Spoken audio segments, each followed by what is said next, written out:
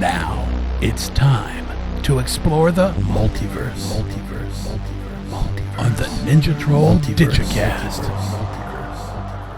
So I know we like to talk about what we're reading, and our discussion last week about convergence got me sort of thinking about trying to understand all this. Yeah. And I think I think I came to a conclusion about our discussion, our debate last time, is that I'm coming at DC as an adult, right? Yeah. And I sort of have like patience and those sorts of things, and like a brain that can entertain more than 3 thoughts than I did when I was a kid, Yeah. which was when I was a Marvelite, right, at the time.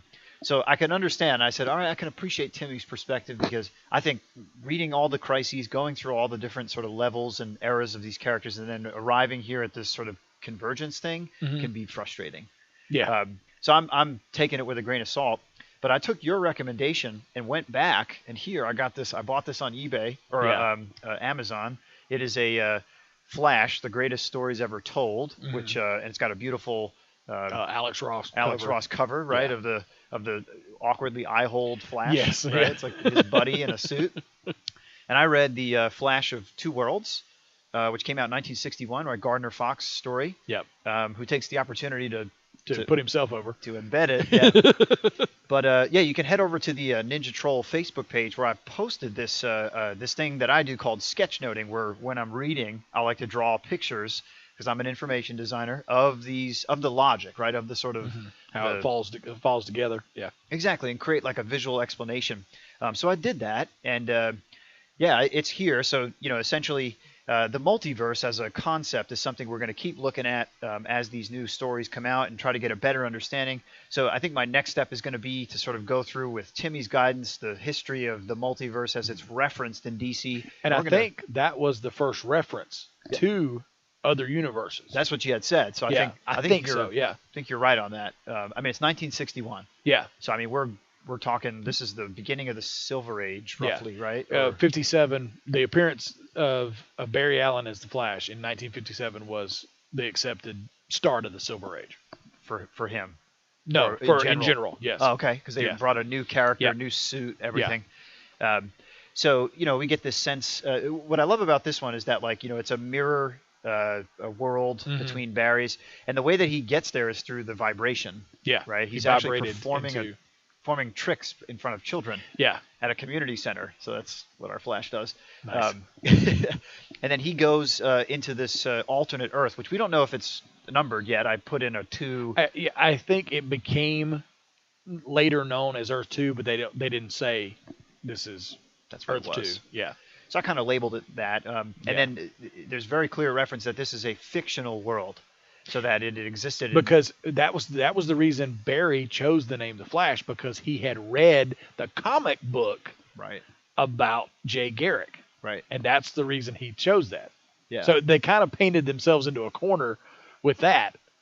So they kind of had to do this to reincorporate him. Right. Because they're basically, in 1957, they're saying, oh, well, the Flash, Jay Garrick Flash, wasn't real. You probably had these golden age geeks, right, who were very small population, right, with these silver age newbies, right, or geeks, new geeks, and they're probably fighting over who's the real Flash. Yeah. Right. It's like I've heard that before. So I think that was interesting. But yeah, that was a really cool part of the story, was that Barry says, I read your comic, and Jay's like, what? What? Yeah, exactly. Yeah. But I started to make sort of these things that were sort of little like rows that had information about each Flash, and that the Barry Allen side, the origin of power comes from both chemicals and lightning, right? Yeah, which is is a combination.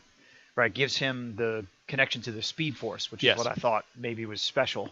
And then Jay Garrick's just chemicals. Like, I guess they were doing something with it was supposed to be hard water. Right. That was it. Radioactive. Yeah. And then he got exposed to it, and they were like, yeah. His graduate professor is sort of saying like, Jay, my boy, what is happening to you? Right. Yeah. Sort of old speak. So he only has chemicals. So my conclusion here is, right, Barry Allen's connected to the Speed Force. It's this whole thing, wonderful, and that Jay is not. It's just that he's just fast. Yeah, they kind of had to retcon that later to say that he is connected to it, but he didn't realize that's what it was. I mean, and you have to, like we were saying, it's over 75 years. You have to kind of retcon stuff like that and bring them all in. So now they have existed at different times. Right. Although now apparently they've wiped Wally out. I don't know. Right, because we don't know yet.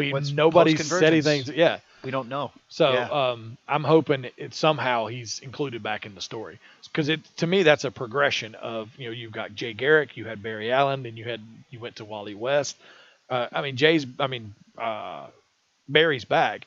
There's nothing wrong with that. No. Just don't completely wipe Wally out of existence. Right, and if what we're saying with the speculation of Brainiac sending Supergirl and Barry back to complete their, I'm interested in what if they undid what happened in Crisis, then Barry didn't die. And so Wally how does would that not become Flash? Yeah, so how does that affect the whole universe, basically? It's a good question. Yeah. We'll be right back with the answer. Exactly. Hopefully.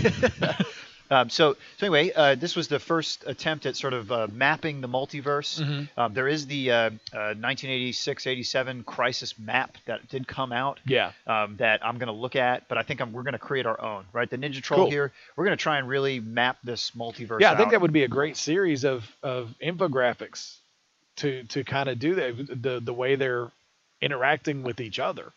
Totally. Yeah, I mean, starting from the beginning, there was this, and then there was. There was something Superman did.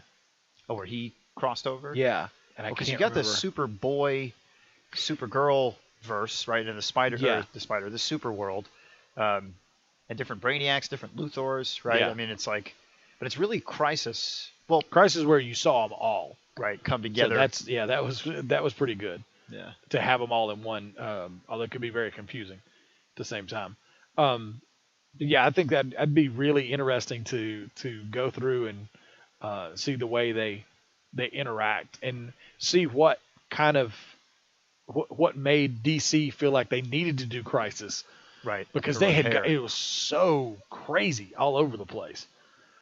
Well, I mean, we're going to trace that history and try to make sense of it, and then help our listeners sort of have a better understanding. Help me, frankly, is my issue. Understand, what this all is, and then I think, it'll give us greater context for convergence, for post-convergence, what's going to happen there, the sort of, the reimagining of the whole universe. I think that's going to be exciting. So, we've got lots of historic things to dig through, and then, we'll have these things up on our page. You share them, do something with them. We're trying to just sort of compile the knowledge and get it out there. But we will be a source for you to do that. There we go. Yeah. That's what we do. We're dropping a little science on you. A little bit. We won't explain it all. No. Well, that's when you've got to do something. We're not doing everything. We'll for you. sonic screwdriver that, and we'll be all right.